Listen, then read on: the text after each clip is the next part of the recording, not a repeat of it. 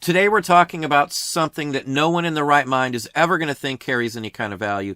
But these items we're talking about today will sell for a ton of money and you won't have any competition at all.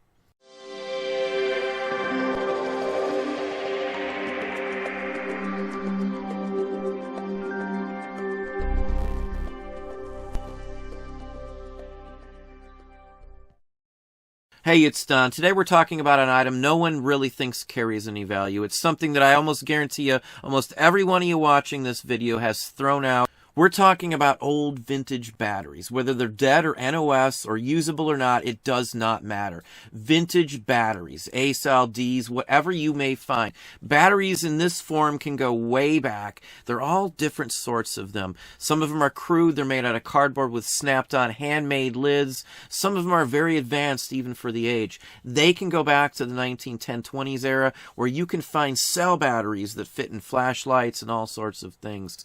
Transistor radios is another one. Batteries like that, whether they work or not, can go for hundreds and hundreds and hundreds of dollars. There is no competition, as I said. No one in their right mind assumes that dead, non-working batteries are worth anything. So people just discard them. There might be some corrosion on them. There might be some marks. They might look so-so. They might have some dirt or something on them. People discard those. Batteries are everyday items. They weren't meant to be collected, so most people recycled them or threw them away when they didn't work. After the juice was gone out of them, there was no sense in hanging on to them. So when you run into these things, you're going to be able to sell them in pretty much almost any condition unless they're all ratted out. Now, one of the biggest areas in vintage collectible batteries are going to be for transistor radios. Most of those take some form of 9-volt battery. So whether they work, whether they don't work, people want the brands, the varieties. They have to be in good condition for most of them. Now, some of these, I do believe there is a way to recharge them, and people will bring them back so that they can use a vintage battery in a vintage radio, transistor radio, or whatever the case it is. Artwork, manufacturer also add to the value on it. This is specifically for transistor radios, as it said. Nice, early Japanese-made one. As you can see, $609. This isn't some fantasy sale. Multiple bidders. This is a legitimate sale of this sort of thing. They do go for a lot of money. Part of the reason these sell for some insane amounts of money, no one assumes they carry value. Most people would never think of selling a dead used battery they found in a drawer somewhere or found in some old electronic equipment. But I sell those on their own. We've made a lot of money from selling dead, defunct batteries. Now here's one by Sharp, which is an electronic company most people know. This is an Ever by Sharp. This one went for $680 with multiple bids. So this one's sealed though. May or may not work. Who knows? Now I have no idea on the longevity of the charge on one of these. I would assume by this point it has none. But either way, it's wrapped, it's sealed, it's NOS. This is going to sit on someone's shelf or it's going to be used for a vintage radio or something along that line. Excellent item to sell, of course. But if you're out there in the wild and you just see some little junko battery sitting in a drawer, what are you going to think about it? No one's going to think to sell it. So when I put any type of vintage battery up, I'm usually the only one with one of those up. But I will say there is a lot of money to be made in vintage batteries. As long as you pay attention, don't scrap them out, even if they have some issues with them, even a little rust, discoloration, or anything like that. You can clean some of them up, but they do sell regardless. Some of these are extremely scarce. There's no known examples that have turned up just because no one in the right mind saves old batteries, hence the value. Now here's an interesting lot of Zenith. Obviously the television and the electronics company Zenith. Everybody made batteries at one point, probably made by a few different factories, and they just slapped their label on the outside of it. $450 sold straight out. Excellent. They are museum quality if you look at them. People do collect these. There are batteries in museums just like this now. Now here's a nice mixed lot of several 9-volt batteries, as you can see, all wrapped, all sealed, ready to go.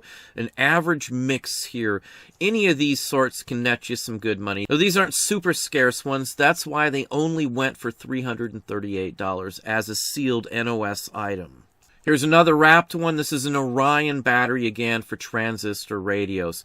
$231.50, 7 bids. Graphics, as you can see, doesn't really matter. The maker, the year, it's sealed, the whole works. This one did extremely well in my book. Now, just like the one I showed you in the beginning of the video here, some of them are shaped differently than modern ones. Basically, this is just two, I would say, I think D-sized batteries, or C, one of the two, that have been stacked and formed into one single battery. That's all this is. Any flashlight or device that would take this usually will take two of the same diameter batteries in that same unit and still work just fine. Again, there's some longer ones that are 3 battery widths tall that you can also find. This one's in the box, $225. As I said earlier, a ton of companies made their own batteries. Winchester Repeating Firearms made a battery. Some of these are for like explosives or toys for like firing model rockets and things like that here. This is an interesting one. I'm not sure exactly what this one would be used for. I wouldn't really care. It's Winchester. Nice graphics. It's there. It's a metal case around it. Just a fine example of something like this.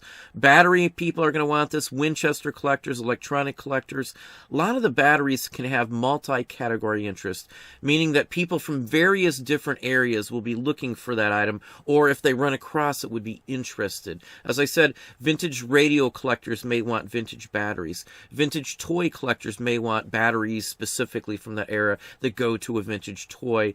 Firearms collectors, vintage hunters, things like that for this Winchester item here. The government also made batteries. Many companies made them specifically for their own equipment as well. Here's a couple interesting ones here. Big Chief is the name on these. Fabulous artwork on these as well. A lot of these earlier ones have cardboard on the outside of them, and then they have metal tops and the whole works like you would see in modern day ones. Graphics are excellent on this. $190 with several bids. So these are all things that you can sell. Now, we find this sort of thing all over the place. Garage sales, 100%. Flea markets, yes. Estate sales. Geez, anywhere I go, I can run into some vintage batteries. Sometimes they're not literally out there for sale. They've just been discarded or sitting on a shelf somewhere.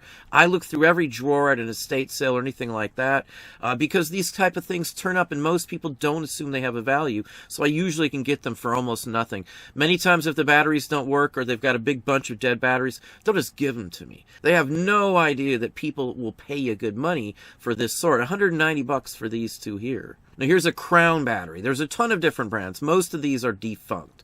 Most of them in general. This one here looks just like modern day ones. The 9-volt has been around for a very long time. It hasn't changed size, shape, or anything else like that since it was first released that I'm aware of. $168 for this one. Great graphics. No damage. It looks like it's untouched. Just a fine example here. Again, transistor radio batteries go for some big bucks. The radios these go into can go for thousands on their own. Now, here's some by Emerson. Emerson makes electronic equipment as well, music-related equipment, players, and things along that line. Here's a nice little set of batteries by them, $148. Now, they're all the same.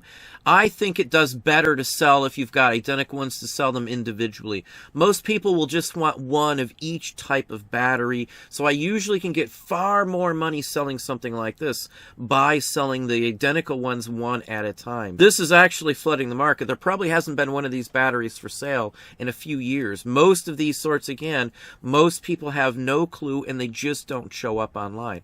I go out all the time. I can find batteries constantly if I dig for them. Here's a pair of interesting ones. These say Bakelite, basically. They're made with Bakelite on the inside. 1930s without a doubt by the artwork, the graphics, the construction. Now these are in pretty darn good condition. There is a little rust on the bottom one, as you can see. $111.50. Multiple bids as well. Now, again, I would have split these up and sold them separately. Either way you go, batteries are just a primo thing to sell because you have no competition whatsoever. Now, it'd be hard to talk about batteries without talking about some of the glass jar type of batteries. Now, some of these were used for telephones and things like that to help boost the signal and to power things. You'll see some for automotive way back in the day and things like that too. This one here went for $182. It's basically the same thing as the batteries we just showed you. There'd be a liquid inside the jar. Everything you need to create a battery is there right now.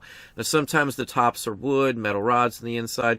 They're very crude looking, but they do the exact same thing as a full-fledged modern-day battery. Here's another example of a glass jar battery. This one's by Thomas Edison. It's Edison's factory battery here. Same basic principle. They all do the exact same thing. Maybe a little different constructions or looks. This one looks a little more newer than the last one we looked at. $160 on this one. As I said, I do find batteries fairly often. Quite a few times I find them in something, in a piece of electronics or a light or something like that. This is a bike light, a battery-powered bike light. It was inside of this. This one was made just for this. Many times I'll separate the items, the battery from the item itself that it goes to, because the battery in many cases can go to many different things, and it's the battery itself that could be more valuable, honestly, than the unit, the light, or whatever it goes to. It just depends on the item itself. If the battery is specific to this specific item, that would be a different story. You wouldn't want to separate them because, again, somebody buying the light's going to want a battery that fits to it. There's a whole mess of different manufacturers for bike lights, and almost every one of them sells for hundreds of dollars. The battery as well is extremely sought after. And one last note here, many companies, as I said, made them for themselves. Now, this is a non-marketed item. This was just made for their internal use.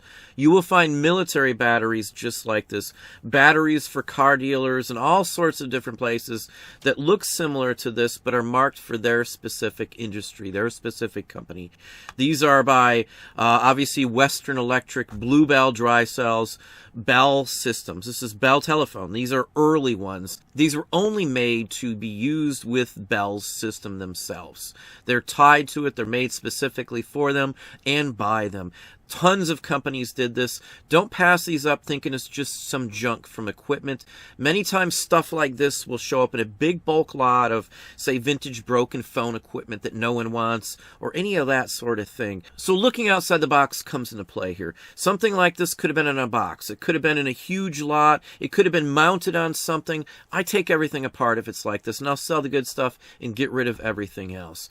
Excellent item here. $100 for this lot as well. Well, there we have it. Hopefully that gave you some ideas, some thoughts. If you enjoyed the video, please hit that like button down below.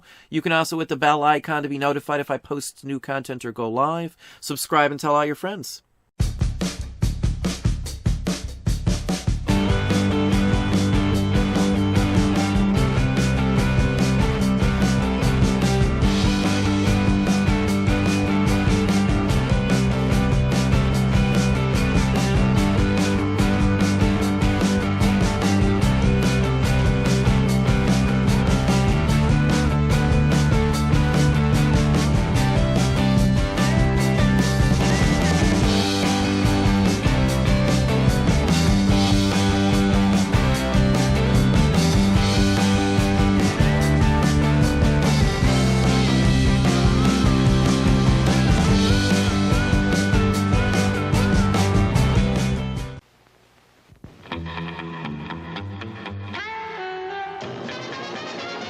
If your man lives for excitement, give him 007.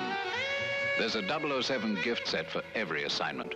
This one packs the full line, including 007 aftershave, hairdressing, and cologne. That's 007 for the license to kill women. When you use 007, be kind.